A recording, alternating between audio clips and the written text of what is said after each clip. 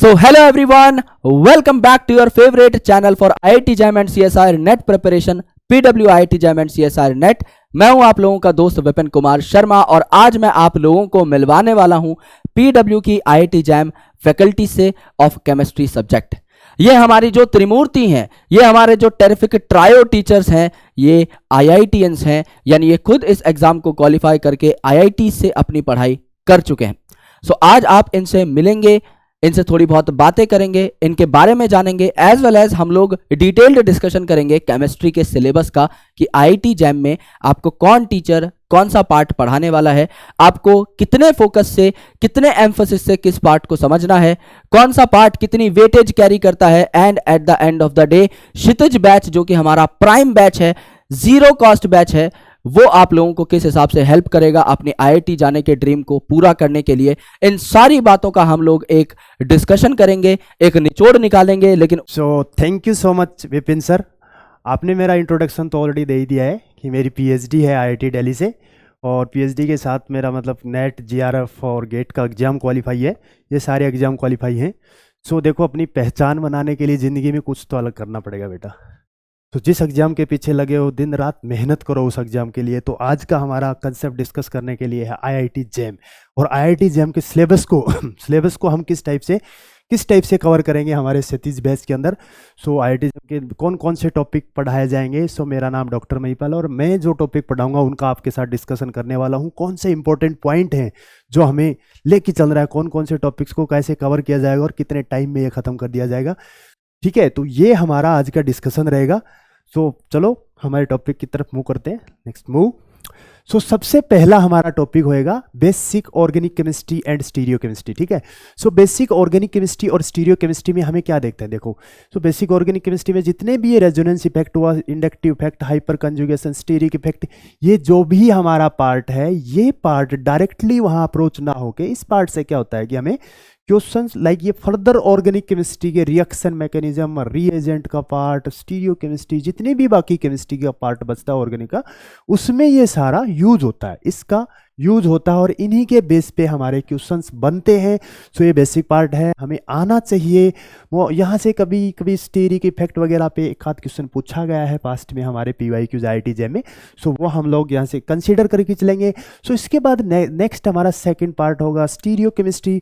Stereo chemistry के अंदर देखो क्या होता है। स्टीरियो केमिस्ट्री के अंदर हमें पढ़ना है RS configuration, EZ configuration, like जैसे ये आइसोमेरिज्म, ऑप्टिकल आइसोमेरिज्म बहुत इंपॉर्टेंट पार्ट है, इसको हमें क्लियर करना है। कंपाउंड विद और स्टीरियो एलिन्स, बाइफिनाइल्स, ये एक ऐसा पार्ट है जहां से 1 या 2 नंबर का क्वेश्चन हर बार बन ही जाता है। Confirmation of acyclic system like ethane, N-butane, ये सारे जितने भी EZ होता है, DL कॉन्फ़िगरेशन होता है और वो हमारा होता है डायस्टीरियोमर, एनंशियोमर, इनकी डेफिनेशंस, इनके लाइक स्ट्रक्चर्स को कैसे इनको डिफरेंशिएट करते हैं एक दूसरे से। दूसरा होता है कन्फर्मेशंस के अंदर देखते हैं साइक्लोहेक्सेन की और साइक्लोपेंटेन की, बहुत इंपॉर्टेंट पार्ट है, क्वेश्चन बनता ही बनता है वहाँ से। ठीक है, साइक्लोहेक्सेन और साइक्लोपेंटेन से हमारा क्वेश्चन डेफिनेटली बनता है। उसका रीज़न है देखो, क्योंकि वहाँ से हमें एक्सियल, इक्वेटोरियल बॉन्ड और किस टाइप से वो स्टीरिक क्राउड, जो हमारे फर्स्ट पार्ट में स्टीरिक इफेक्ट वगैरह, ये उसके ऊपर कैसे लगते हैं साइक्लोहेक्सेन के कन्फर्मेशंस वगैरह पे। चेयर बोर्ड, वो जितनी भी उसकी चेयर या बोर्ड उसकी कन्फर्मेशंस होती हैं उनके ऊपर फोकस करना। तो यहाँ से मोस्ट प्रोबेबली हमारा क्वेश्चन बनते हैं, 2 से 3 क्वेश्चन बन जाते हैं, जो नियर अबाउट 5 मार्क्स का हमारा ये बनता है, 5 नंबर का इसमें वेटेज रहती है। ठीक है, नेक्स्ट पार्ट हमारा आता है aromaticity and heterocyclic chemistry. Aromaticity और हेट्रोसाइक्लिक बहुत इजी टॉपिक है, बहुत ज़्यादा इजी टॉपिक है। कुछ नहीं है इसमें, सिंपल से 2 या 3 रूल पढ़ने हैं आपको। 4n रूल, 4n+2 रूल, तो बहुत इजी है। 4n रूल, एक होता है 4n रूल, एक होता है 4n+2 रूल, एक होता है क्रैग्स रूल, ये सारे 2 या 3 रूल हैं। इनसे हम लोग क्या देखते हैं, इनसे हमें देखना होता है एरोमेटिक कौन सा है, एंटी एरोमेटिक कौन सा है और नॉन एरोमेटिक कौन सा है। ठीक है, ये सारी चीजें हमें देखना। डायरेक्ट आपको 3 या 4 कंपाउंड दे देता है और उनमें से हर बार पूछता है कि इसमें से कौन सा aromatic, non aromatic, anti aromatic है। तो बहुत आसानी से आप डिफ्रेंशिएट करेंगे। और इस टॉपिक बहुत बहुत ईजी टॉपिक है, इसको लेके आप बिल्कुल टेंशन मत लो कि जो मैं पार्ट करा रहा हूँ उसमें बेसिक से लेके एक एक पॉइंट आपका क्लियर कराएंगे। और आप लोगों को नेक्स्ट लेवल का जो एग्जाम 2023 के अंदर जो आईआईटी अभी ऑर्गेनाइज कराने जा रहा है, तो उस पे किस टाइप से क्वेश्चन सेट होंगे वो अप्रोच भी लेके चलेंगे हमारे क्वेश्चंस में, पीवाईक्यू को एनालिसिस करते हुए। ठीक है, सो ये होगा नेक्स्ट पार्ट हमारा। यहाँ से होगा हेट्रोएटम।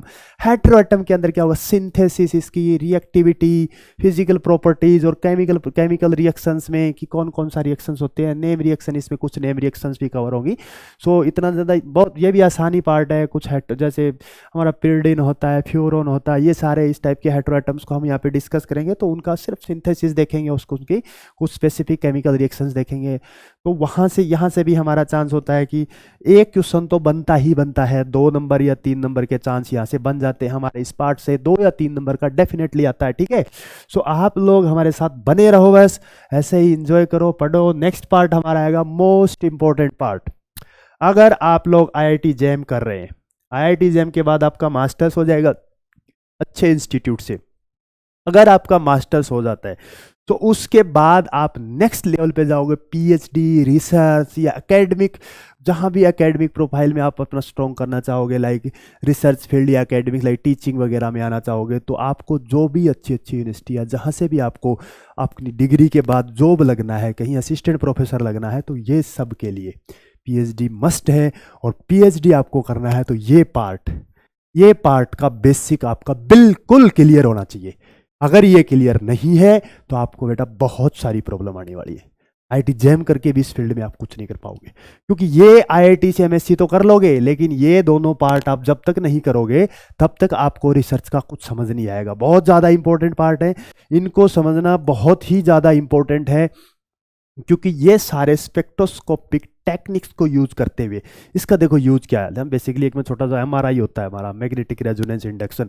सो वो एनएमआर का ही एक पार्ट होता है। वहाँ से भी क्या देखते हैं, एमआरआई करवा रहे हो हॉस्पिटलों में, बहुत सारे टेक्निक्स यूज होते हैं। एक्सरे होता है, एक्सरे से क्या मतलब, एक्सरे भी इसी का एक पार्ट है, टेक्निक्स है हमारी। X ray spectroscopy, powder x ray spectroscopy, crystal, like crystal structure को इलस्ट्रेशन करने के लिए, उसको पता करने के लिए कौन सा क्रिस्टल इसके अंदर। सिमिलरली इसके अंदर जितनी भी टेक्निक्स, C13 है, H1 है, तो ये सारी की सारी टेक्निक्स हैं। और उन टेक्निक्स को लेके हमें एक अननोन कंपाउंड का स्ट्रक्चर इल्यूसिडेट करना है, स्ट्रक्चर का पता करना है कि इसमें कौन सा स्ट्रक्चर होगा। अगर वो पता करना है तो ये सारे बेसिक इसके कुछ फंडामेंटल्स हैं, कुछ इसकी टर्म्स ऐसी हैं, उन टर्म्स को याद करना है, उन्हीं टर्म्स के बेस पे हमें आगे मूव करना है। जैसे रोटेशनल है, वाइब्रेशनल है, इलेक्ट्रॉनिक है और magnetic resonance spectroscopy. So physical spectroscopy का पार्ट है रोटेशनल, वाइब्रेशनल। इसके अंदर रमन भी आएगा एक हमारा पार्ट। सो कौन सा आईआर एक्टिव है, कौन सा रमन एक्टिव है, ये सारा कंसेप्ट हम डाइपोल मोमेंट और इनके बेस पे हम फर्दर जब टॉपिक के डिटेल में जाएंगे तो आपको पूरा एकदम इसको बिल्कुल इसको ओपन करके बताएंगे, एकदम समझा देंगे कि कौन सा मॉलिक्यूल कैसे होगा। ठीक है, बिल्कुल एकदम क्लियर। इलेक्ट्रॉनिक स्पेक्ट्रोस्कोपी है यहाँ से। फिर नेक्स्ट पार्ट हमारा आता है, तो इसमें से आपका लगभग 2 नंबर का एक क्वेश्चन बन ही जाता है। नेक्स्ट पार्ट हम आता रहा है, और इसके अंदर जैसे ये भी हमारा फोर्स कांस्टेंट वाला कंसेप्ट भी इंपॉर्टेंट है, क्योंकि आप लोगों को पता होना चाहिए जब हम एक ऑर्गेनोमेटालिक करके टॉपिक डिस्कस करेंगे, उसके अंदर वाइब्रेशनल फ्रीक्वेंसी अगर हमें निकालना है तो वाइब्रेशनल फ्रीक्वेंसी के लिए क्या करना पड़ेगा, ये हमें पता होना चाहिए कि फोर्स कांस्टेंट का फॉर्मूला कहाँ से ड्राइव होके आया, वो आया फिजिकल स्पेक्ट्रोस्कोपी से। रिड्यूस मास और उसका फ्रीक्वेंसी की दोनों की रिलेशन क्या होती है। ठीक है, moment of inertia mu is equal to आई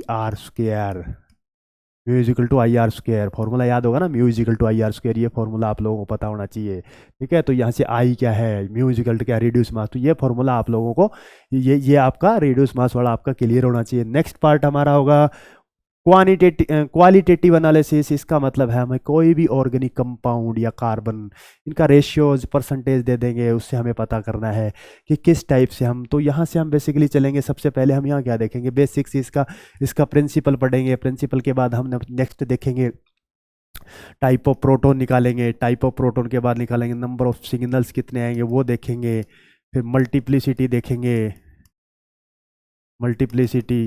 फिर उसके बाद देखेंगे इसका लाइक केमिकल शिफ्ट देखेंगे। केमिकल शिफ्ट वगैरह यहाँ से देखेंगे। सो केमिकल शिफ्ट वगैरह देखने के बाद हम इसको इजीली यहाँ से number of proton, type of proton निकाल सकते हैं। इसी टाइप से देख सकते नेचुरल अबंडेंस जैसे 1.1 होती है C13 की कितनी होती है 1.1। ऐसे ही इसका क्या होता है H1 प्रोटॉन की कितनी होती है 99.9। इस टाइप इनकी नेचुरल अबेंडेंस को लेके भी हमें एक अवेयरनेस होना चाहिए, क्योंकि डायरेक्टली कभी कभी इस टाइप से क्वेश्चन पूछ लेता है एग्जामिनर, ठीक है। सो ये सारा ये एक ब्रॉड टॉपिक है, डिटेल्ड टॉपिक है, और बहुत अच्छे से इसको समझना हमें। जैसे दे देगा इस टाइप से C8H10O3, अब इस टाइप से दे दिया। अब इसके 4 ऑप्शन बना के दे देगा आपको कि बताओ इसके अंदर कौन कौन सा स्ट्रक्चर, इसमें से इसका स्ट्रक्चर कौन सा बन सकता है। तो इस टाइप से अगर हमारे पास है तो हमें क्या करना पड़ेगा, डबल बॉन्ड इक्विवेलेंस टाइप निकालना पड़ेगा। सो वो सब निकालेंगे। पास्कल रूल के थ्रू हमें पीक्स का पता चलेगा, स्प्लिटिंग का पता चलेगा, किस टाइप से स्प्लिटिंग होगी। तो धीरे धीरे करके एक एक स्टेप पे इसको धीरे धीरे ग्रो करके आपको सिखाएंगे। सो ये इतना इंपॉर्टेंट पार्ट है कि यहाँ से पूरी स्पेक्ट्रो को मिला के आपको नियर अबाउट 8 से 10 मार्क्स का यहाँ से मिल जाता है। 8 से 10 मार्क बहुत ज़्यादा वेटेज रखता है IIT JAM में। 8 से 10 नंबर बहुत ही ज़्यादा वेटेज रखता है, बिकॉज अगर इतना ज़्यादा नंबर आपका 100 में से इतना आ जाता है तो इसको डबल या लगभग ऐसे ऐसे 2 टॉपिक और पकड़ लो, आपका IIT JAM qualify, no problem, ठीक है। तो नेक्स्ट पार्ट हमारा होगा इंस्ट्रूमेंटल मेथड ऑफ एनालिसिस। तो ये एक मेरा खुद पर्टिकुलर मेरे रिसर्च इंटरेस्ट के सारे टॉपिक हैं, तो इनको मैं इतना अच्छे से समझाऊंगा। कंडक्टोमीटर क्या होता है, पीएच मीटर क्या होता है, DLS क्या होता है, यूवी विजिबल स्पेक्ट्रोस्कोपी का इंस्ट्रूमेंटेशन कैसे होता है, लेकिन लाइक इंस्ट्रूमेंटेशन पार्ट वर्क कैसे करता है यह हमें पता होना चाहिए, ठीक है। इस पे यूवी विजिबल स्पेक्ट्रोफोटोमीटर में क्या होता है, एक क्यूवेट होता है, डबल बीम होता है, इसके अंदर लाइक वो जिनोन आर्क लैंप होता है, वो इसका सोर्स होता है, ठीक है। तो इस टाइप से आप लोगों को सारी चीज़ें इंस्ट्रूमेंटल मेथड में आपको सिखाया जाएगा। नो, बहुत टेंशन लेने की जरूरत नहीं है, मज़े से रहो, लेकिन साथ बिल्कुल पढ़ाई करते रहो। दिन भर हर रोज़ पढ़ाई करते रहोगे तो आपको दिक्कत नहीं आएगी।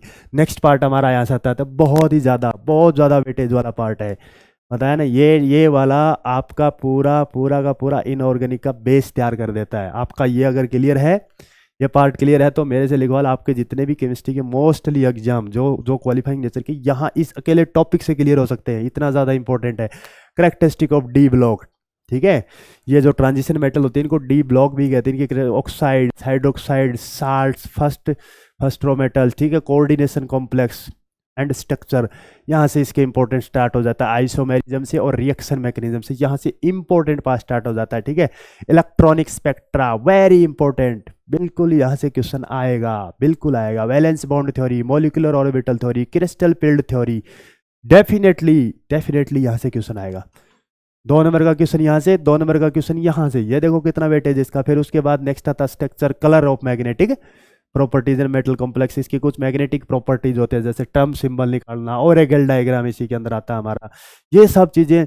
और लेबाइल और इनार्ट कॉम्प्लेक्स वाला यहीं से आएगा। पूरा एकदम डिटेल का टॉपिक है, बहुत मजे का टॉपिक है, प्यार से करेंगे, अच्छे से समझेंगे, और इसको निकाल के यहाँ से बहुत ही बढ़िया क्वेश्चन आते हैं। बहुत आसानी से आप उनको अप्रोच करोगे, सिर्फ ध्यान रखना है अप्रोच अच्छी होगी तो क्वेश्चन गलत नहीं होगा, ठीक है। उसके बाद नेक्स्ट इसी के अंदर ऐड कर दिया है ऑर्गेनोमेटालिक्स का। ऑर्गेनोमेटालिक्स में से अभी आपको बताऊं तो मैं 2022 के अंदर 8 मार्क्स का क्वेश्चन ओनली ऑर्गेनोमेटालिक्स से आया है। 8 मार्क्स का बहुत ज़्यादा वेटेज रखता है, देख लो। 2022 का पर्टिकुलर, अगर 22 में ऐसा है तो ये कभी 6 का हो जाएगा, कभी 5 का हो जाएगा, कभी 8 का हो जाएगा, कभी 7 का हो जाएगा, इसी रेंज में यहाँ से रहेगा। तो यहाँ से क्वेश्चन तो आना ही है। एक बहुत ज़्यादा बर्निंग पार्ट ऑफ रिसर्च है, यहाँ बहुत अच्छी रिसर्च हो रही है, बर्निंग पार्ट ऑफ रिसर्च है। तो यहाँ से IITs के प्रोफेसर क्वेश्चन नहीं पूछेंगे तो कहाँ से पूछेंगे, आप लोगों को पता होना चाहिए, बहुत ज़्यादा इंपॉर्टेंट पार्ट है, ठीक है। तो उसके बाद इसमें क्या होता है, metal ligand bond, single bond है, मल्टीपल बॉन्ड है, इस टाइप से मेटल लिगेंड बॉन्ड निकालने के कुछ फॉर्मूलेज हैं वो लगाएंगे। फिर उसके बाद जेंटल आयन इसके अंदर होता है एक हमारा, एक इसमें होता है आइसोलोबिलिटी, एक पार्ट होता है इसका, वहाँ से क्वेश्चन आता है। एक वाइब्रेशनल फ्रीक्वेंसी जो मैंने अभी बताया था, कहाँ से, उसका फिजिकल स्पेक्ट्रा से जनरेट होता है वाइब्रेशनल फ्रीक्वेंसी किसकी, न्यू मेटल टू कार्बन होगी या न्यू कार्बन टू ऑक्सीजन, दोनों के ऊपर क्वेश्चन बार बार आ रहा है आपका, बार बार आ रहा है। कंपटीशन केमिस्ट्री का जो भी ग्रेजुएशन या इससे अपर के कंपटीशन का एग्जाम, सब में यहाँ से क्वेश्चन आता है। तो बहुत इंपॉर्टेंट टॉपिक है, आप लोगों को यहाँ बैक बॉन्डिंग सीखने को मिला था, सिनर्जेटिक इफेक्ट, फिर इसकी इसकी रिएक्शंस होती हैं, रिएक्शंस का भी हमें मेटल की या ऑर्गेनोमेटालिक की रिएक्शंस कौन कौन सी होती हैं, insertion, migratory insertion, beta hydrogen elimination, इस टाइप की इसमें रिएक्शंस भी बहुत सारी वो भी आपको करवाई जाएंगी। सो नेक्स्ट पार्ट हमारा इसके बाद आता है सॉलिड स्टेट। यहाँ से क्वेश्चन कितना आएगा ऑर्गेनोमेटालिक से, तो मोस्ट प्रोबेबली 10 से लेके और 13 नंबर का क्वेश्चन यहाँ से बन ही जाता है, 10 से 13 का यहाँ से बन ही जाता है। बस आप लोगों को वो सारे के सारे क्वेश्चन हम सेपरेट करके देंगे कि कहाँ से क्वेश्चन आ सकता है। ऑलरेडी PYQ में क्या क्या आ चुका है, कौन कौन से क्वेश्चन आ चुके हैं, उन क्वेश्चंस के बेस पे आपको DPP मिलेंगे, आपको प्रैक्टिस सेशन मिलेगा, आपको मॉक टेस्ट मिलेगा, ठीक है। और उसके बाद जितने भी प्रीवियस ईयर क्वेश्चन है वो सारे मिलेंगे, सारा मटेरियल आपके लिए अवेलेबल होगा IIT JAM CSIR net PW के ऊपर, ठीक है।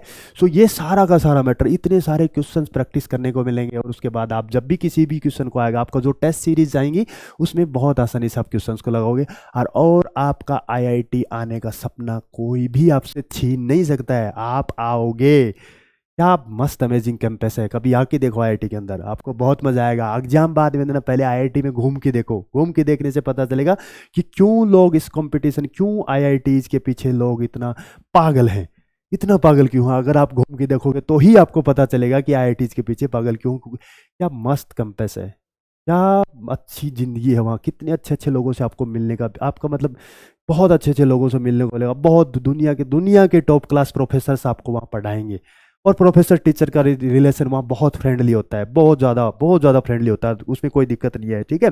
सेकंड हमारा इसमें से आएगा सॉलिड स्टेट का पार्ट है। तो सॉलिड स्टेट में मैं बता रहा हूँ, मिलर इंडिसेस से क्वेश्चन बन सकता है, यूनिट सेल से, लाइक ब्रेविजिलिटी से डेफिनेटली क्वेश्चन बार बार आ रहा है आपका, जैसे ऑर्थोरोम्बिक मोनोक्लिनिक, ये सारा ना क्रिस्टल सिस्टम और ब्रेविजिलिटी से, क्रिस्टल सिस्टम से हमारा बार बार क्वेश्चन आ रहा है, लाइक अल्टरनेटिव ईयर्स पे यहाँ से क्वेश्चन बनता है ज़रा, ठीक है।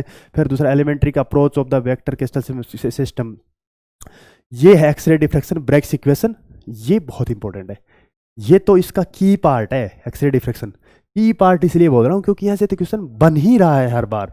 क्योंकि देखो क्यों बन रहा है ऐसे, देखो क्योंकि ये एक्सरे डिफ्रैक्शन है, इसमें पीछे की सारी लग ली है हमारी, कौन से, देखो इसमें हमारा यूनिट सेल लग लिया है, ठीक है। इसके अंदर इंटरप्लेनर स्पेसिंग D आ चुका है, इसमें हमारा वेवलेंथ का कंसेप्ट आ रहा है, इसमें हमारा एंगल का कंसेप्ट आ रहा है, साइन थीटा एंगल किस टाइप से। तो इसमें जितने भी कंसेप्ट बन रहे हैं, इसके सारे कंसेप्ट इसमें आके मर्ज हो गए। तो आपको एक ही क्वेश्चन से पीछे की सभी नॉलेज चेक कर लेता है।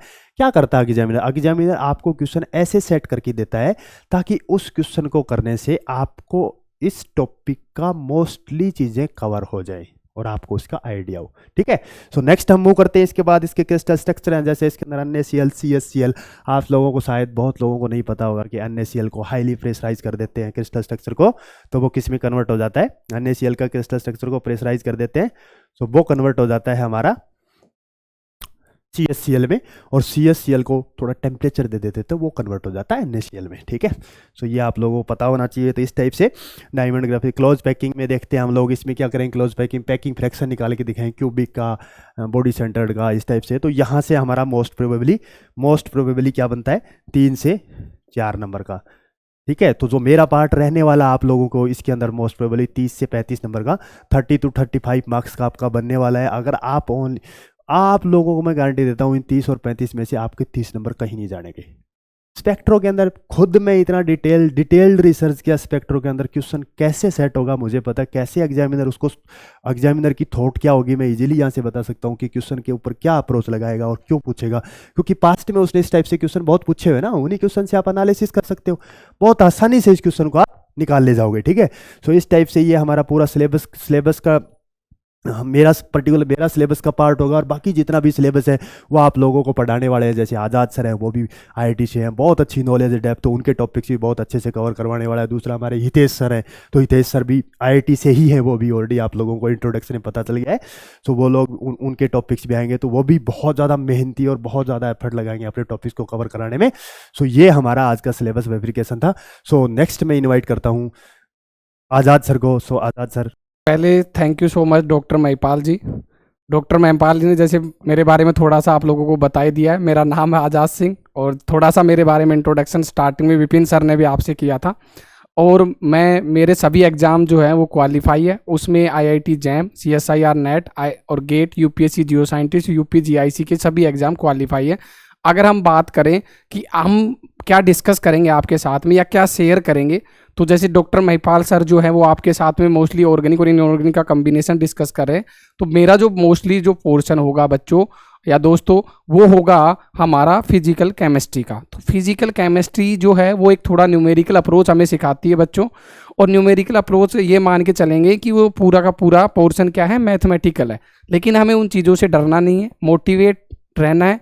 मोटिवेशन के साथ में खुद को हर बार इम्प्रूवमेंट की तरफ लेके जाना है, क्योंकि हम कोई जो मिस्टेक कर रहे हैं उस मिस्टेक से हमें सीखना है। क्योंकि आदमी जो है वो लर्निंग प्रोसेस ही है, पूरे प्रोसेस में सीखता ही रहता है, कोई ना कोई गलती होती है। हो सकता है कुछ स्टूडेंट जो है वो पहली बार इसको फेस करेंगे, इस एग्ज़ाम को, हो सकता है किसी स्टूडेंट ने इससे पहले भी फेस कर लिया होगा। तो जो बच्चा पहले फेस कर चुका है दोस्तों, उसको आप ये मान के चलिए कि उसके लिए एक प्लस पॉइंट ये भी है कि उसने जो मिस्टेक की है उनसे वो सीखे कि कौन से पोर्शन पे उससे मिस्टेक हो रही है। एग्ज़ाम काफ़ी मतलब ये मान के चलिए कि इंटरेस्टिंग है। आपको एक बार दोबारा आईआईटी का फेस देखने को मिल रहा है इस एग्ज़ाम के थ्रू, और आपके जो ड्रीम्स है वो पूरे हो रहे हैं। तो इसलिए आपको उसको ये मान के चलना है कि मेरे को अपना 100% जो बचा हुआ टाइम है उसमें देना ही है दोस्तों। तभी हम आप अपनी जो मंजिल बनाई हुई है, जो गोल बना के रखे हुए हैं, उस गोल तक पहुंचेंगे और आपको एक अच्छा फील भी आएगा। ठीक है, तो इसमें जो मैं अपना पोर्शन जो लेके आ रहा हूँ वो है फिजिकल केमिस्ट्री का। और फिजिकल केमिस्ट्री में आपको पता है लगभग 9-10 ऐसे टॉपिक हैं जिनमें आपको ये डेफिनेटली पता होगा मिनिमम एक टॉपिक से 2 क्वेश्चन लगभग आते हैं दोस्त।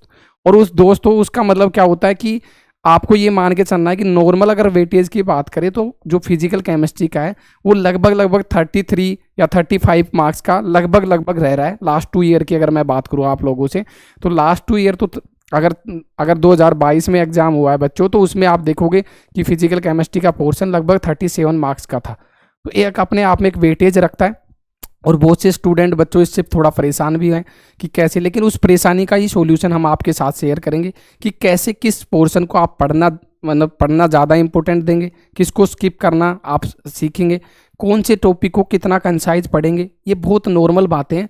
दूसरी बात क्या होती है कि एक स्ट्रेटेजी कैसे अप्लाई करेंगे, किसी टॉपिक को विद इन कुछ लिमिट में कैसे डिस्कस करते हैं, उसके न्यूमेरिकल अप्रोच कैसे कर सकते हैं। ये सब चीज़ें हमारे माइंड में एक फ्लो चार्ट में मैं आपके साथ में शेयर करूंगा।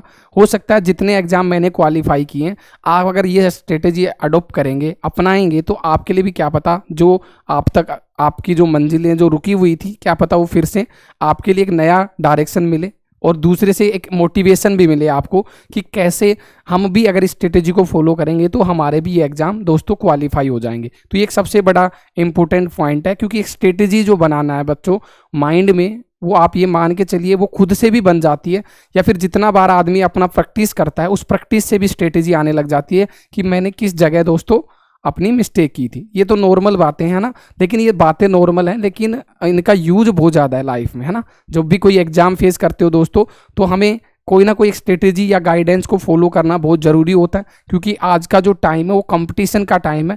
आप स्मार्ट वर्क नहीं करेंगे तो आप अपने गोल को अचीव तो कर लेंगे, लेकिन उसके अचीवमेंट तक आपको बहुत सा टाइम लगाना पड़ेगा, बहुत सा टाइम आपको कंज्यूम करना पड़ेगा। तो इसलिए हार्ड वर्क के साथ साथ आपको उसके साथ में स्मार्ट वर्क भी सीखना होगा दोस्तों। ये सबसे इंपॉर्टेंट पॉइंट है।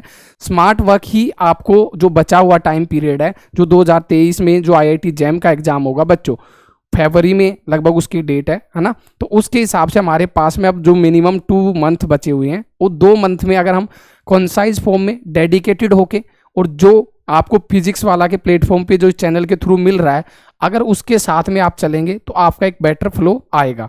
तो आप देखिए इसमें जो बेसिक जो मेरा पोर्शन है उसकी बात करेंगे। पहला टॉपिक है बच्चों, क्या है, एटॉमिक स्ट्रक्चर। ठीक है, एटॉमिक स्ट्रक्चर आप ये मान के चलिए कि जब आप इनऑर्गेनिक की शुरुआत करते हो बच्चों, तो उसमें जो पीरियोडिक टेबल वाला पोर्शन होता है, उसी तरह हमारा एटॉमिक स्ट्रक्चर फिजिकल केमिस्ट्री का आप एक तरह मोल के बाद में बेस ही मानिए, क्योंकि जो मोल कॉन्सेप्ट है उसका रिलेशन एटॉमिक स्ट्रक्चर में क्यों ज़्यादा इंपॉर्टेंट है, क्योंकि देखो बेस इसलिए भी इंपॉर्टेंट है एटॉमिक स्ट्रक्चर का चैप्टर, क्योंकि इसमें हमारे पास में सबसे ज़्यादा पॉइंट क्या होता है बच्चों कि सेल, सब सेल, ऑर्बिटल ये कैसे बनते हैं, यानी इसमें क्वेश्चन अप्रोच कैसे करना है। सबसे इंपॉर्टेंट पॉइंट ये कि इसमें हमारे पास में 1D बॉक्स होगा, 1D बॉक्स के वेव फंक्शन होंगे। तो ऐसे जो प्रीवियस ईयर के क्वेश्चन हम देखते हैं तो वो बेसिकली 1-2 कॉन्सेप्ट को मिक्स करके आए हुए हैं, है ना। तो उस कॉन्सेप्ट को हम इस चैप्टर में डिटेल में आपको रिलेट करना सिखाएंगे। किसी क्वेश्चन को कैसे जल्दी से आप हिट कर सकते थे, आपका माइंड कैसे क्लिक कर सकता था बच्चों, ये भी बहुत ज़्यादा इंपॉर्टेंट पॉइंट रहने वाला है ना।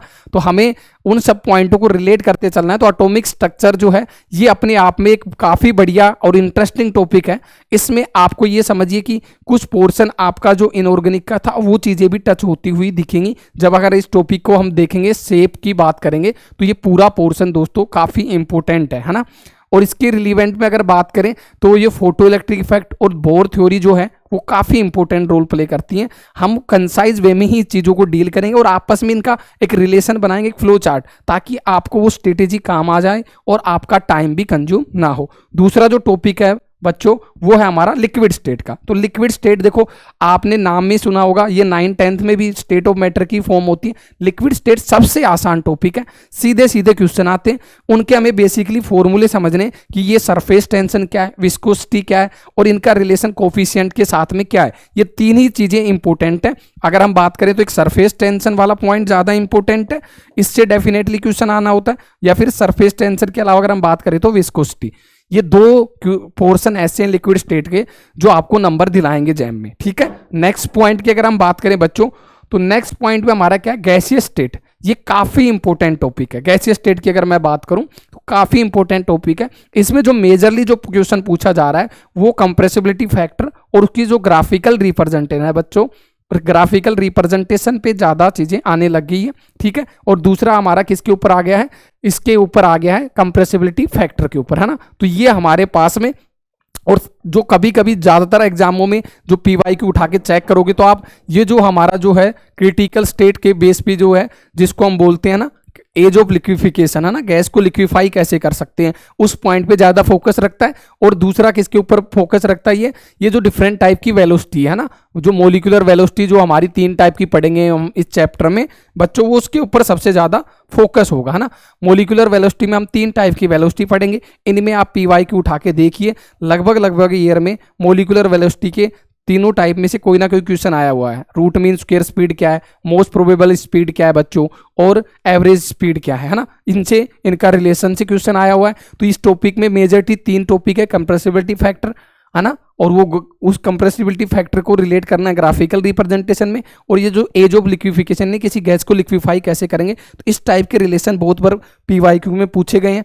केमिकल थर्मोडायनामिक्स की अगर बात करूं तो थर्मोडायनामिक्स आप ये मान के चलिए कि यहाँ एक ऐसा टॉपिक है ये जहां से आप ये आंख बंद करके ये मान लीजिए मिनिमम 2 क्वेश्चन आपको डेफिनेटली जैम में देखने को मिलेंगे। ये ऐसा कोर टॉपिक माना गया है। अगर इसको आपने, और इसका पढ़ाने का तरीका भी आपको एक अलग तरीका मिलेगा, जो इतना लेंथी पोर्शन पढ़ते थे आप वो देखना, कंसाइज वे में मैं आपके साथ डील करूंगा, और सबका एक आपस में रिलेशन बहुत होगा, है ना। हमें एक फ्लो चार्ट बनाना होगा और उस फ्लो चार्ट से आपको चीजें क्लियर होती मिलेंगी, ठीक है। ये बहुत बड़ा टॉपिक माना जाता है, पर मुश्किल से 4 या 5 घंटे में इसको आप इतना स्ट्रॉन्ग पढ़ लेंगे इस चैनल पे कि आपको तो कहीं दोबारा से पढ़ने की नीड ही नहीं होगी। तो इसमें जो मेजॉरिटी क्वेश्चन आते हैं वो बेसिकली आता है रिवर्सिबल प्रोसेस में, जो आइसोथर्मल प्रोसेस है उससे हमारा बेसिकली हमारा क्या क्या पूछ सकता है, एंथैल्पी क्या आएगी, वर्क डन क्या है, इंटरनल एनर्जी क्या है, ये सब चीजें इसमें बेसिकली पूछी गई। यानी रिवर्सिबल और इरिवर्सिबल का जो प्रोसेस है उन दोनों में से मैक्स टू मैक्स आप देखेंगे, लास्ट पीवाईक्यू उठा के भी देखते हैं तो डेफिनेटली एक क्वेश्चन जरूर मिला हुआ है। एक तो ये पोर्शन इंपॉर्टेंट है, और दूसरा जो हीट कैपेसिटी का जो क्वेश्चन है उसका, हीट कैपेसिटी के जो भी क्वेश्चन आते हैं उसकी पोर्शन की बात करेंगे। और तीसरा सबसे इंपॉर्टेंट पॉइंट क्या होता है, एंट्रोपी वाला जो सेकंड लॉ ऑफ थर्मोडायनामिक्स है उसके क्वेश्चन बहुत आते हैं। तो एंट्रोपी का जो सेकंड लॉ ऑफ थर्मोडायनामिक्स से रिलेटेड करता है एंट्रोपी वाला पोर्शन। और अगर बात करें बच्चों तो एंट्रोपी से भी लगभग क्वेश्चन देखने को मिलता है, और जो हमारा इसके अलावा जो हीट कैपेसिटी का जो रिलेशन है उससे भी क्वेश्चन देखने को मिलता है ना। तो ये 3 पोर्शन इसमें काफी इंपॉर्टेंट है। इन तीनों पोर्शन से हमें डिस्कशन में चीजों को रिलेशन में देखना होगा ना। तो ये एक इंपॉर्टेंट पॉइंट है बच्चों। नेक्स्ट जो पॉइंट होगा बच्चों वो हमारा क्या होगा, देखो इस 3 टॉपिक केमिकल थर्मोडायनामिक्स में 3 ही चीजें, इनका शॉर्ट वे आपको सिखाया जाएगा कि आइसोथर्मल प्रोसेस आ जाए तो कैसे ये सब पैरामीटर कैलकुलेट किए जाएंगे, अगर आपका आइडियाबेटिक आ जाए तो कैसे निकालते हो आप, आइसोबारिक आ जाए तो कैसे निकालेंगे। ये सब रिलेशन इस चैप्टर में काफी इंपॉर्टेंट है। ओके, अगले चैप्टर की बात करें तो नेक्स्ट जो चैप्टर है दोस्तों वो है तीन हमारे इक्विलिब्रियम है, हमारे सिलेबस में जो मेंशन है वो तीनों इसी में इंक्लूड है, केमिकल इक्विलिब्रियम, आयनिक इक्विलिब्रियम और फेज इक्विलिब्रियम। और तीनों ऐसे टॉपिक है दोस्तों, इक्विलिब्रियम अगर हम बात करें आयनिक वाली तो उसमें तीनों इक्विलिब्रियम को मिक्स करके सबसे ज़्यादा जो क्वेश्चन आया है वो तो किससे आया है दोस्तों, ये जो इक्विलिब्रियम कांस्टेंट है इनके रिलेशन से। तो ये काफ़ी इंपॉर्टेंट पॉइंट है जो हमें ध्यान रखना है। सबसे इंपॉर्टेंट क्या है दोस्तों, इसका जो रिलेशन है वो इंपॉर्टेंट है। कौन कौन सा रिलेशन, केपी केसी, इनका रिलेशन आपको डेफिनेटली इस टाइप का इसके एप्लीकेशन पार्ट से मिलेगा। और सबसे इंपॉर्टेंट कौन सा है, ली चैटलियर प्रिंसिपल, ये भी काफी इंपॉर्टेंट टॉपिक है, इससे डेफिनेटली क्वेश्चन हमें रिलेट करने। तीसरा जो इसमें बेसिक जो आयनिक इक्विलिब्रियम जिसको बोलते हैं हम इंडिकेटर वाला पोर्शन है ना, इंडिकेटर वाले पोर्शन से भी आपको क्वेश्चन डेफिनेटली मिलते हैं हर एग्जाम में, पीवाईक्यू चेक करना।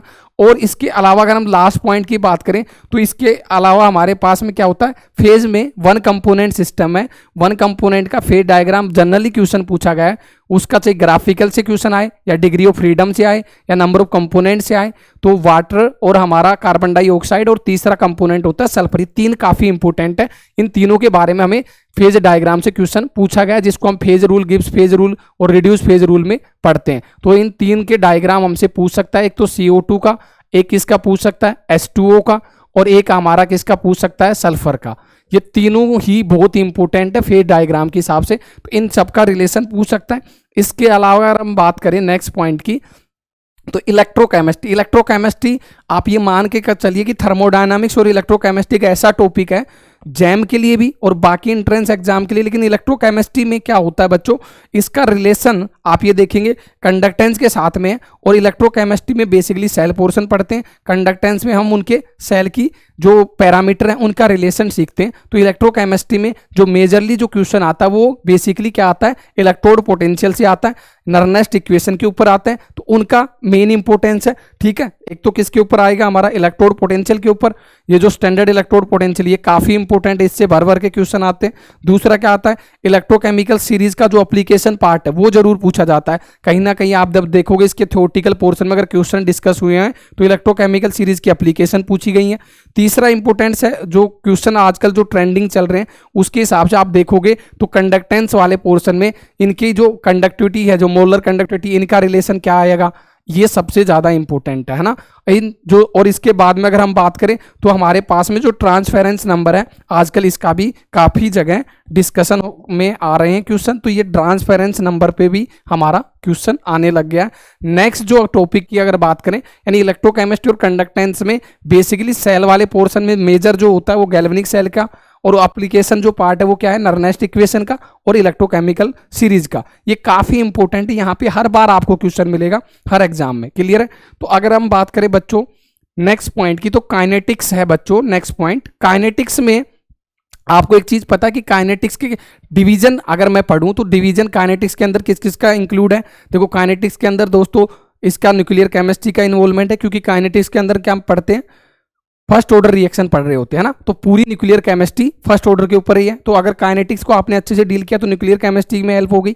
अगर हम इसके बाद में बात करें इसमें मेजरली क्वेश्चन किस टाइप से आते हैं, कैसे क्वेश्चन आपसे जो पूछे जा रहे हैं या पूछे जाएंगे, तो जनरली जो हमारा फर्स्ट ऑर्डर रिएक्शन है वो उसके क्वेश्चन काफी है, लगभग या तो आपको क्वेश्चन में रेट दी होगी, ऑर्डर पूछा होगा, ठीक है, इस टाइप के कई रिलेशन पूछे गए होंगे। और सबसे इंपॉर्टेंट जो आजकल ट्रेंडिंग चलने लग गया है जो कॉम्प्लेक्स रिएक्शन है, इसके अंदर जो हमारी पैरेलल रिएक्शन है और जो हमारी कॉन्जुगेटिव रिएक्शन है, इन दोनों रिएक्शन से बच्चों क्वेश्चन बहुत आने लगे हैं, रिपीटेशन पे क्वेश्चन आए हुए हैं। कौन कौन सी है जो काइनेटिक्स है, एक तो पैरेलल रिएक्शन के क्वेश्चन बहुत आ रहे हैं, दूसरा हमारा किसका इंपॉर्टेंस है पैरेलल के अलावा अगर हम बात करें तो ये जो कॉन्जुगेटिव रिएक्शन है, ये दोनों के दोनों क्वेश्चन काफी आपस में आपको हर एग्जाम में देखने को मिलेंगे। लास्ट जो अगर बात करें ज्यादातर क्वेश्चन जो आते हैं वो किससे आते हैं, ये हमारी जो अरेनियस इक्वेशन है इसके एप्लीकेशन पार्ट से, मोस्ट फेमस एग्जाम्पल इनसे पूछे गए हैं, ठीक है। और जो कभी कभी जो डायरेक्ट क्वेश्चन आता है रेट कांस्टेंट के रिगार्डिंग, वो क्या आता है कोलिजन थ्योरी के रिगार्डिंग। ये हमें ध्यान रखना है कि इन टॉपिकों में आपस में काफी जो रिलेशन है। और सबसे ज्यादा अगर कैटालिसिस की बात करें काइनेटिक्स के अंदर तो एंजाइम कैटालिसिस का जो ये इक्वेशन है माइकल मेंशन इक्वेशन, इस इक्वेशन का सबसे ज्यादा यूज हो रहा है बार बार क्वेश्चनों में, तो इसके ऊपर ज्यादा फोकस रखना है। और बेसिक जो मैंने बताया कि बेसिक में फर्स्ट ऑर्डर रिएक्शन के ऊपर ज्यादा फोकस रहना है। लास्ट जो हमारा जो टॉपिक है वो क्या है एडजॉर्प्शन। लास्ट जो टॉपिक है वो क्या है, एडजॉर्प्शन। एडजॉर्प्शन में हम दोनों पोर्शन पढ़ लेते हैं, फोटो केमिस्ट्री वाला भी और सरफेस केमिस्ट्री वाला भी। तो एडजॉर्प्शन में जो सबसे ज़्यादा यूज होने वाली है वो गिब्स एडजॉर्प्शन है ना, फ्रेंडलीज एडजॉर्प्शन आइसोथर्म है। फ्रेंडलीज और गिब्स दोनों से लगभग क्वेश्चन आते हैं, तो इस फोकस पे हमें ध्यान रखना है। तीसरा जो हमारी सरफेस में हमारे पास में जो सरफेस एरिया होता है, सरफेस एरिया का न्यूमेरिकल बहुत यूज होता है। और इस चैप्टर में हमारे पास में किसका यूज होने लगेगा, इसी चैप्टर में हम दो चीज़ों को और रिलेट करेंगे। किस किस चैप्टर को रिलेट करेंगे, एक थोड़ा सा पोर्शन यहाँ पे लगेगा मोल वाला, मोल कॉन्सेप्ट, और एक थोड़ा सा टॉपिक अगर हम रिलेट करेंगे एक दूसरे चैप्टर के अलावा, इसके अलावा अगर दूसरा चैप्टर कहीं यूज होता हुआ दिखेगा तो वो पोर्शन होगा हमारा रेडॉक्स वाला। तो इन दोनों चैप्टर को भी हमें डिटेल में पढ़ के चलना है, रेडॉक्स वाला, ठीक है। तो ये दोनों चैप्टर भी आपको दो और भी कई जगह यूज होगा। रेडॉक्स का जो चैप्टर है वो इलेक्ट्रो में भी थोड़ा सा यूज है, लेकिन इसके खुद के भी इंडिविजुअल क्वेश्चन काफ़ी आते हैं। मोल के भी आप इंडिविजुअल क्वेश्चन भी देखते हो, लेकिन मोल का भी यूज इलेक्ट्रोकेमिस्ट्री में भी होगा, काइनेटिक्स में भी होगा, थर्मो में भी होगा, आपके बहुत से थर्मोकेमिस्ट्री में भी होगा। तो ये सारी की सारी चीज़ें मोल के रिलेशन आपको हर चैप्टर में दिखेंगे, तो उनको भी हम डिटेल में एक्सप्लेन करेंगे। तो ये हमारे पास में एक बेसिक आइडिया मिल गया है। अब जो है आपके आगे वाले पोर्शन को डिस्कस करेंगे Hitesh sir. So thank you so much sir, Ajad sir. First of all, I welcome you all to the greatest platform of education, physics वाला। फिजिक्स वाला के इस क्षितिज बैच में आप लोगों का हार्दिक स्वागत है। आपको बच्चे पता होगा कि हम ओरिएंटेशन करते थे जब हम ग्रेजुएशन में थे, तब ओरिएंटेशन हम किया करते थे। ऐसे ही हमारे क्षितिज बैच की आज ओरिएंटेशन है, जिसमें हम बहुत सारी बातें करते हैं, है ना। अभी बहुत सारी सिलेबस के बारे में आप बात कर चुके हो, थोड़ा सा लाइट बात कर लेते हैं। जैसे कि याद करो जब ग्रेजुएशन में हम थे, ओरिएंटेशन हुआ करती थी, आपको कॉलेज के बारे में बताया जाता था, प्रोफेसर अपने बारे में बताते थे, आपसे अपने बारे में पूछते थे। तो अभी मैं अपने बारे में आपको बता देता हूँ, अपनी जर्नी के बारे में बता देता हूँ, और उम्मीद है कभी ना कभी आपसे ज़रूर मुलाकात होगी और मैं आपके बारे में बहुत सारा चीज़ें जानना चाहूँगा। तो मेरा नाम है हितेश एंड मैंने अपना ग्रेजुएशन बीएससी केमिस्ट्री ऑनर्स किया है from Kirorimal college, Delhi university. Third year में मैंने आईआईटी जैम एग्ज़ाम दिया था and I secure all India rank 95। उम्मीद करता हूँ मेरे स्टूडेंट इससे भी बहुत अच्छी अच्छी रैंक लेके आएंगे, और मुझे पूरा विश्वास है आप ये सब कर सकते हो बहुत आसानी से। मगर हाँ, साथ में मिलके करेंगे, ये मेरी भी ड्यूटी है, आपकी भी ड्यूटी है, ये दोनों की है। एज अ टीम वर्क हमें ये काम करना है। देन मैं आईआईटी रुड़की गया, वहाँ पर मैंने अपनी मास्टर्स की और काफ़ी अच्छा टाइम वहाँ पर मैंने स्पेंड किया। बहुत सारी चीज़ें सीखी, बहुत सारे एक्सपीरियंसेस वहाँ पर गेन किए, काफ़ी कॉन्फिडेंस डेवलप हुआ। आई कैन से कि पर्सनैलिटी चेंज जो होती है वो एक फेज़ था वहाँ पर। उसके बाद मैंने नेट दिया, गेट दिया, वो एग्ज़ाम क्वालिफाई किए एंड उसके बाद से मैं IIT jam and CSR net में पढ़ा रहा हूँ एंड अब मैं आपके सामने हूँ और बातें कर रहा हूँ। सिलेबस के बारे में हम बातें करने वाले हैं, ठीक है। तो सबसे पहले एक बात आपको प्रॉमिस करनी पड़ेगी कि सर हम थ्रू आउट आपके साथ बने रहेंगे, है ना। आपका बना रहना विद सेम एनर्जी, है ना। आपको दो चीज़ों की मैं आपसे प्रॉमिस लेना चाहूँगा कि आप कंसिस्टेंट रहोगे और आप में डिसिप्लिन जरूर रहेगा, है ना। कंसिस्टेंट इसलिए डेली पढ़ना बच्चे बहुत ज़रूरी है ना। ऐसा नहीं है कि एक ही दिन में बहुत सारा पढ़ के काम हो जाएगा, ऐसा नहीं है कि एक दिन में 10-10 घंटे पढ़ लिए तो काम निकल गया, ऐसा बिल्कुल नहीं है बच्चे। आपको डेली पढ़ना है, कंसिस्टेंट बनना है, ताकि आपको पता लगे कि आपका टारगेट है एक, है ना। आपको हमेशा याद रहे कि हाँ फेब जैम 2023 में आप देने वाले हो और उसमें आप बहुत अच्छा करने वाले हो, तो वो डेली पढ़कर ही होगा। डिसिप्लिन इसलिए क्योंकि मोटिवेशन थोड़ी देर बाद चला जाएगा। अभी आप कोई और वीडियो देखने लगोगे यूट्यूब पे, अभी आप कोई और शॉर्ट्स देखने लगोगे, रील्स देखने लगोगे, ये मोटिवेशन गायब हो जाएगा। तो मोटिवेशन तब रहेगा जब आप डिसिप्लिन रहोगे ना, अपना डिसिप्लिन अपनी लाइफ में लाओगे। तो मैं आपको अभी थोड़ी सी ये बातें कर लेते हैं कि मैं आपको पढ़ाने क्या क्या वाला हूँ। बहुत सारी चीज़ें आप ऑलरेडी देख चुके हो। तो बच्चे अभी हम बात करते हैं सबसे पहले इनऑर्गेनिक केमिस्ट्री यहाँ से शुरू होगी। ये इनऑर्गेनिक केमिस्ट्री का वो पोर्शन है ना, जब हम कह सकते हैं सब्जेक्ट के बंटवारे भी नहीं हुए थे कि ये ऑर्गेनिक है, ये इनऑर्गेनिक है, ये फिजिकल है, तब ये टॉपिक हुआ करते थे, है ना। मतलब कि एलिमेंट्स की खोज जब हुई थी, एलिमेंट्स की खोज क्या हुई थी, जब वो छोटे छोटे एलिमेंट्स कैसे बने, उनकी क्लासिफिकेशन कैसे हुई, वहाँ से हम शुरू करेंगे पीरियोडिक टेबल। इसमें बच्चा इतने बारीक बारीक कॉन्सेप्ट है जो आपको थ्रू आउट केमिस्ट्री में यूज होंगे, है ना।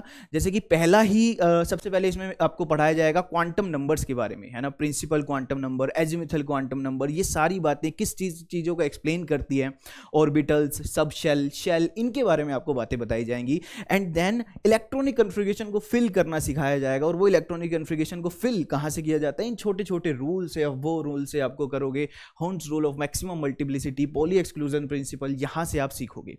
देन ये सारे जो ट्रेंड्स होंगे वहाँ पर हम पढ़ेंगे। तो ये बच्चे बेसिक चैप्टर है, मगर हाँ IIT जैम में इनफैक्ट फर्दर आपके और भी जब आप हायर स्टडीज़ में एग्जाम दोगे तब भी ये क्वेश्चन यहाँ से आपको देखने को मिलेंगे। तो यहाँ पर ये सारी चीज़ें आपको सीखनी है, ये सारे ट्रेंड्स आपको देखने हैं, इन ट्रेंड्स को समझना है, कैसे ट्रेंड्स वेरी करते हैं। ये क्वेश्चन डायरेक्ट देखे गए हैं, तो आराम से आप कर लोगे, मुझे पूरा विश्वास है। देन बच्चा उसके बाद आप केमिकल बॉन्डिंग पढ़ोगे। केमिकल बॉन्डिंग आपको पढ़ाया जाएगा। केमिकल बॉन्डिंग बच्चे एक ऐसा टॉपिक है ना, जैसे कि ऑर्गेनिक में GOC बोला जा रहा है, ऐसे ही GIC आप इसे बोल सकते हो, जर्नल इनऑर्गेनिक केमिस्ट्री। ये टॉपिक आपको मॉलिक्यूल्स के बारे में बताएगा, मॉलिक्यूल्स की शक्ल, मॉलिक्यूल्स की सूरत, वो दिखते कैसे हैं उनको पहचानोगे, मॉलिक्यूल्स के बारे में जानोगे तो पूरी केमिस्ट्री को पहचानना सीखोगे धीरे धीरे। ये दोनों टॉपिक बच्चा ऐसा है जैसे आप अपना ड्रीम हाउस बनाने गए हो और उसके ड्रीम हाउस इतना शानदार आपको बनाना है, तो बच्चे आप अच्छी नींव जरूर डालोगे ना।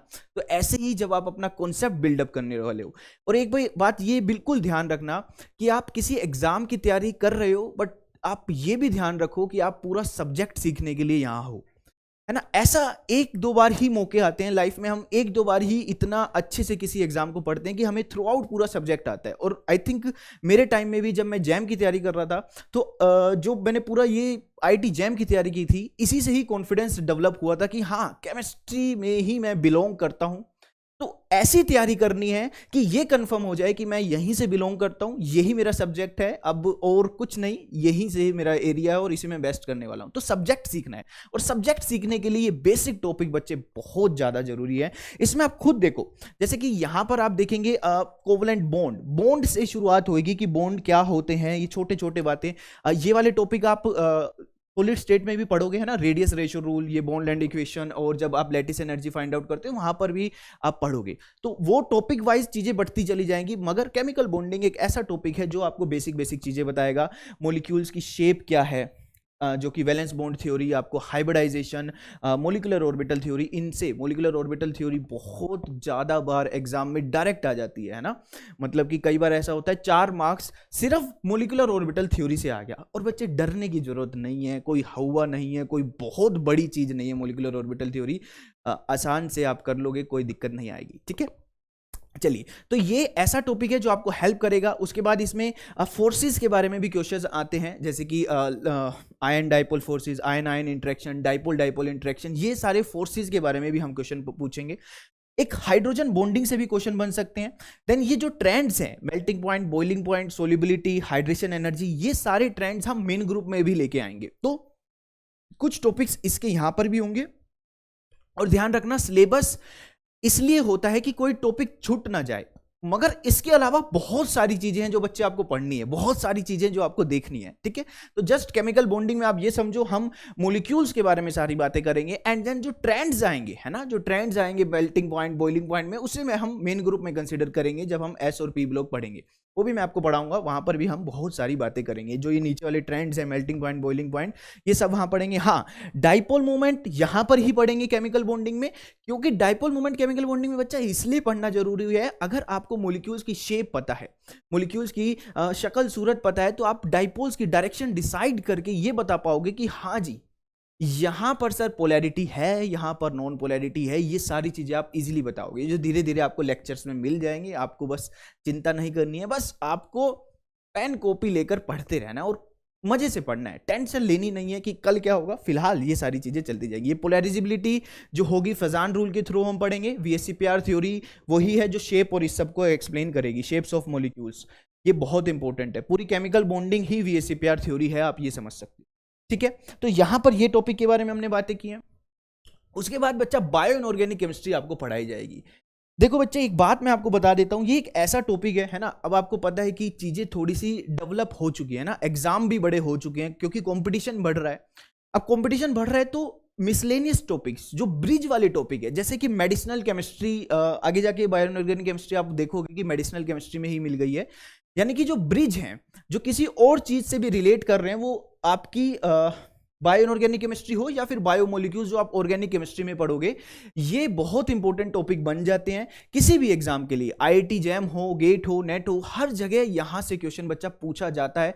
तो इस टॉपिक को आराम से करना। हाँ, जो लोग बिल्कुल बायो से कभी नहीं थे वो लोगों को लगेगा कि याद करना होगा, ये करना होगा, पर बच्चे विश्वास दिलाता हूं यहां से आपका क्वेश्चन कोई भी गलत नहीं होने दूंगा। इस तरीके से सिस्टम वाइज आपको चीजें दूंगा, एक पैटर्न में मिलेगी, तो आप उसे बस इजीली, है ना, बस जैसे दूध में बॉर्नविटा डाल के पीना होता है वो कर लोगे, आराम से समझ लोगे। बस आपको विश्वास रखना है। किस पे? मुझ पे।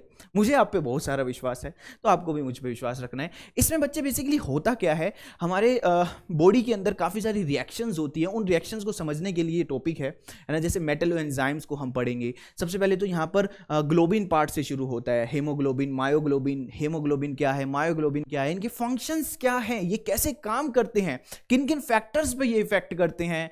जैसे हमारे पीएच ऑफ ब्लड के, जैसे मायोग्लोबिन क्या करता है, डाइऑक्सीजन को स्टोर करता है और हेमोग्लोबिन उसको ट्रांसफर करता है, इसलिए ये पूरी शरीर चल पा रहा है, सांस ले पा रहा हूं, आपके सामने बोल पा रहा हूं।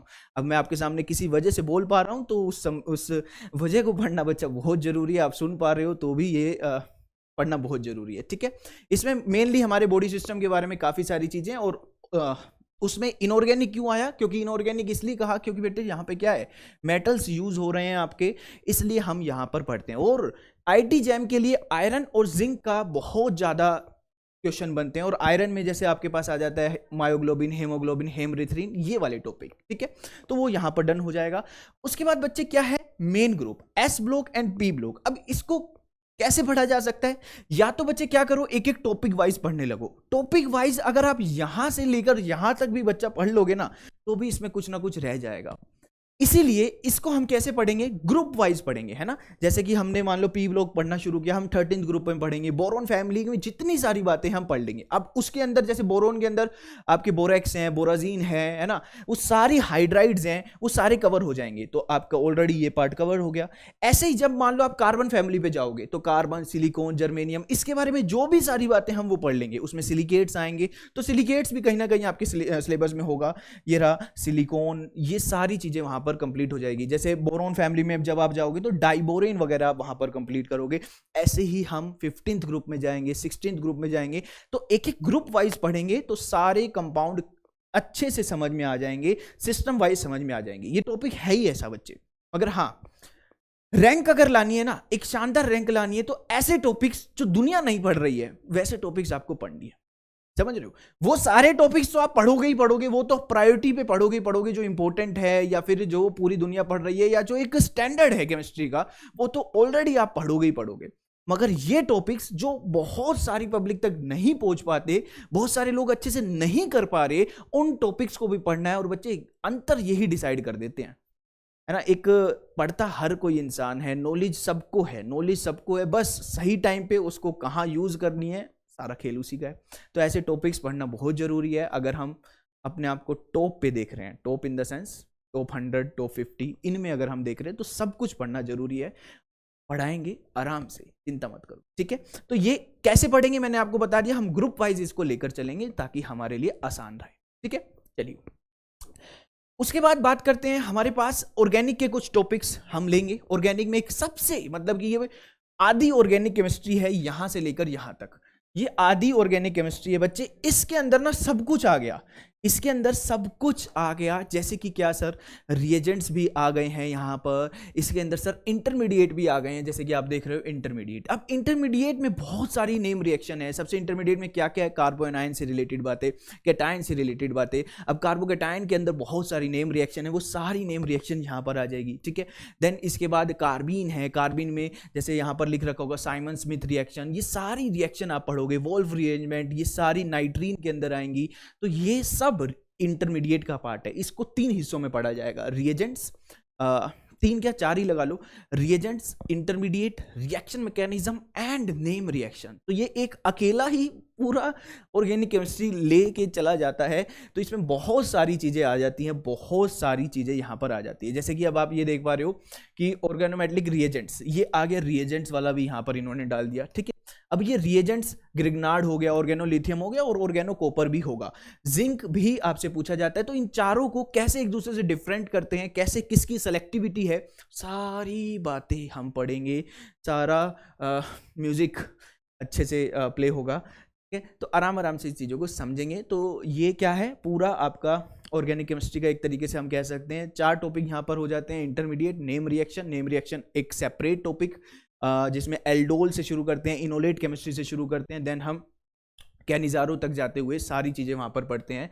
और भी बहुत सारी रिएक्शन यहाँ पर आपको पढ़नी पड़ेगी। देन रिएक्शन मैकेनिज्म, उसमें क्या होगा, एलिमिनेशन रिएक्शन, सब्स्टिट्यूशन रिएक्शन, ये सारी बातें हम पढ़ेंगे। देन बच्चे फिर यही बात आ गई मेडिसिनल जो केमिस्ट्री से मिल रही है ना, जो आपकी बायोकेमिस्ट्री जिसे हम कहते हैं, चाहे वो बायो इनऑर्गेनिक हो चाहे वो बायो ऑर्गेनिक हो, बायोकेमिस्ट्री बहुत इंपॉर्टेंट एस्पेक्ट बनता जा रहा है आज के टाइम में, क्योंकि यहाँ से डायरेक्ट क्वेश्चन बनते हैं।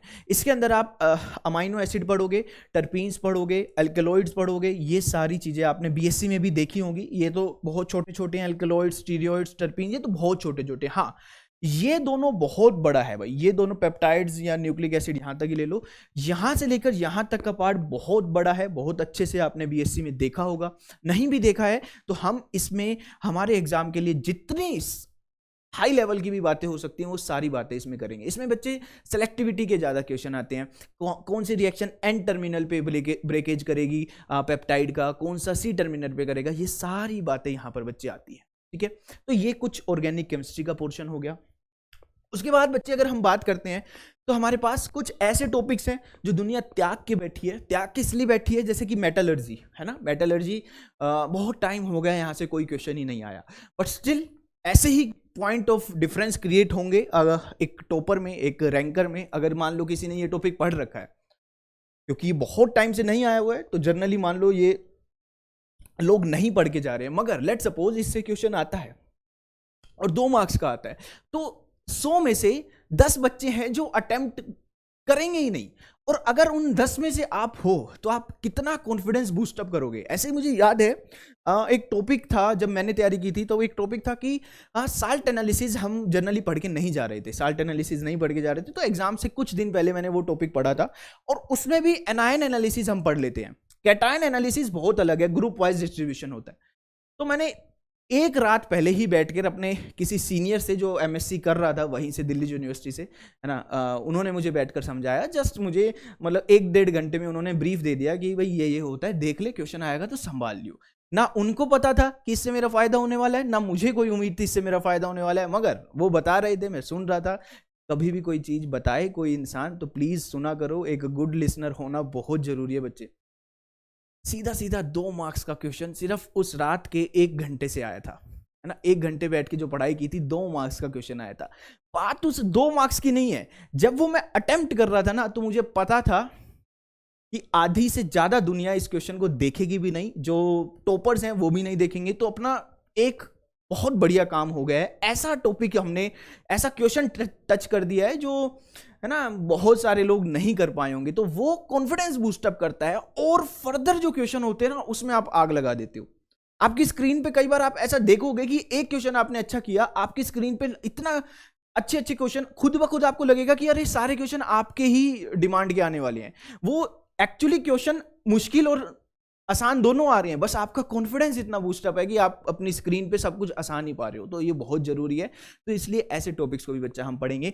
देन एनालिटिकल केमिस्ट्री, अब ये वही है, देखो यही है क्वालिटेटिव एंड क्वांटिटेटिव एनालिसिस, यहीं से ही वो बातें बनती है ना। ऑर्गेनिक में भी पढ़ी जाती है, इनऑर्गेनिक केमिस्ट्री में भी पढ़ी जाती है। यहाँ पर जैसे कि हम रेडियो एक्टिविटी की भी बात करेंगे, न्यूक्लियर रिएक्शन अलग से भी पढ़ाया जाएगा आपको फिजिकल में। यहाँ पर भी जब एक टॉपिक पढ़ा जाएगा तो इधर भी बताया जाएगा। उसके बाद आपके पास मैथमेटिकल ट्रीटमेंट से भी क्वेश्चन आते हैं ना, एरर्स के बाद क्वेश्चन आते हैं, है ना, राउंड ऑफ के क्वेश्चन आते हैं, स्टैटिक्स के क्वेश्चन आते हैं, प्रोबेबिलिटी थ्योरी के कई बारी क्वेश्चन। हालांकि अभी कई सालों से क्वेश्चन नहीं दिख रहे हैं, और ये भी हम अपने लास्ट प्रेफरेंस पे, लास्ट सिलेबस की लास्ट स्लाइड में है, तो आपको भी पता है लास्ट प्रेफरेंस में ही रखेंगे, बट हाँ बच्चा पढ़ना जरूर है। तो ये था पूरा सिलेबस का हमने जो डिस्ट्रीब्यूशन किया है वो। स्टिल मैं आपको ये कह रहा हूं, है ना, मैं आपको ये बात बता देता हूँ, अभी सिलेबस को यूं नहीं है कि भाई वॉलपेपर लगा के छोड़ दिया, है ना, अपने किसी एक ग्रुप में भेज दी जिस ग्रुप में आप पढ़ रहे हो, ऐसा मत करना। इसे प्लीज प्रिंट आउट निकाल के सिलेबस को रखो, आराम से मिल जाएगा ना। आप जाओ साइट पे जाओ, आपको आराम से सिलेबस मिल जाएगा, उसको प्रिंट आउट कराओ और उसे अपने पास रखो, ताकि आपको पता लगे कि बहुत सारी चीजें हैं जो अभी नहीं आती है और बहुत सारा पाथ है जो हमें फॉलो करना है। बच्चे जब तक ये रियलाइज होता रहेगा ना कि बहुत सारा है हमें करना है, तो कभी भी थकोगे नहीं, है ना। वरना ऐसी फीलिंग आई, अरे आज कितना बड़ा पढ़ लिया मैंने, अब तो मैं रेस्ट करूंगा। रेस्ट करना जरूरी है, मगर ये भी ध्यान रखना आपको ना जाने कितने लेक्चर पढ़ने हैं। डरा नहीं रहा हूं, बस आपको तैयार कर रहा हूं। मैं आपसे सिर्फ 2-3 प्रोमिस चाहता हूं कि कंसिस्टेंट रहेंगे, डिसिप्लिन रखेंगे, और उसके बाद सर सारी जिम्मेवारी आपकी है, तो मैं सारी जिम्मेवारी अपने ऊपर लेने के लिए तैयार हूं। हम रैंक के लिए पढ़ेंगे, एक शानदार कॉलेज में आप पहुंच जाओ, इसके लिए हम पढ़ेंगे, ठीक है। तो प्लीज इस सिलेबस को आप भी थोड़ा सा देखना, प्रिंट आउट करके अपने पास रखना, और बस अब तैयार हो जाओ कि सर हाँ हमने पूरा प्लान बना लिया है। आईआईटी जैम केमिस्ट्री 2023 फरवरी में एग्जाम है, टूट पड़ेंगे उसके ऊपर, बस अब आप शुरू हो जाओ। तो जल्दी ही लेक्चर्स आपको एक के बाद मिलने वाले हैं। ए से शुरू करेंगे, जेड तक जाएंगे, बेसिक से शुरू करेंगे, एडवांस तक जाएंगे, सारी चीजें आपके सामने हो जाएंगी। बस आपको रेगुलर रहना है, कंसिस्टेंट रहना है, डिसिप्लिन अपने मेंटेन रखना है। कभी भी बहुत ऊंचा नहीं कि मेरे को ही सब कुछ आता है, कभी ऐसा नहीं कि मुझे क्यों नहीं आता कुछ भी। हमेशा अपने आप को एक एवरेज समझ के चलो कि आप किसी दिन, आपका ऐसा दिन आने वाला है जिसमें आप ब्लास्ट करने वाले हो, ठीक है, और आप कर दोगे। ऐसा दिन जरूर हर किसी की जिंदगी में आता है, और वो दिन तब आएगा जब बच्चे मेहनत करेंगे, ठीक है। तो मेहनत मिलके होगी, एक टीम की तरह होगी, ठीक है। तो जल्दी मिलेंगे लेक्चर्स के साथ। अब हम पढ़ाई शुरू करेंगे। आज हमने पढ़ाई कुछ भी नहीं की है, जस्ट हमने बातें की हैं, और ये बातें बच्चा बहुत जरूरी थी। किसी एग्जाम के लिए पढ़ने से पहले उस एग्जाम को पढ़ना बहुत जरूरी है ना। क्या है वो एग्जाम, क्या है उसकी सिलेबस, क्या क्या पॉइंट्स है, ये जानना, बहुत सारी बातें बहुत जरूरी, ठीक है। थैंक यू सो मच ये वीडियो देखने के लिए। आई होप आपको यहां से कुछ ना कुछ फायदा जरूर मिला होगा। जल्दी मिलेंगे लेक्चर्स के साथ, तब तक के लिए बस अपना ध्यान रखें, है ना। स्वस्थ रहिए और खुश रहिए। खुश रहोगे, स्वस्थ रहोगे तो अच्छे से पढ़ाई करते रहोगे, और पढ़ाई करते रहोगे तो बस रैंक बहुत आसानी से आ जाएगी, कुछ ना कुछ सीखते रहेंगे। Thank you so much, take care.